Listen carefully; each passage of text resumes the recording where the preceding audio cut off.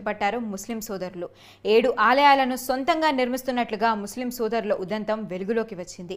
తమ తాతకు తమ తండ్రి హనుమంతుని వరంతో జన్మించారని, అందువల్ల తాము ముస్లిం మతస్థులైనా కూడా తమ తండ్రి అజిత్ బాషా 7 ఆలయాలను నిర్మించడం, ఆ తర్వాత ఆయన చనిపోవడంతో తమ తండ్రి ఆశయ సాధన కోసం తాము ఆలయాలను పూర్తి చేస్తున్నట్లుగా ముస్లిం సోదరులు చాంద్ పాషా, ఫిరోజ్ బాషాలు తెలిపారు.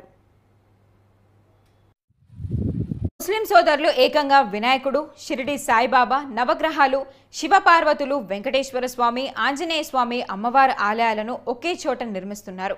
మధ్యతరగతి కుటుంబంలో పుట్టిన వీరు ఇటుకలను తయారు చేసి అమ్ముతూ వచ్చే ఆదాయంతోనే ఆలయాలను నిర్మిస్తున్నారు. వీరు నిర్మిస్తున్న ఆలయాలను స్థానిక ముస్లింలు వ్యతిరేకించినా కూడా ఏమాత్రం పట్టించుకోకుండా ఆ సోదరులు ఆలయాలను నిర్మిస్తున్నారు. కాగా సుమారు 10 సంవత్సరాల నుండి వారు కాయ కష్టం చేస్తూ ఆలయాలను నిర్మిస్తూ వస్తున్నారు.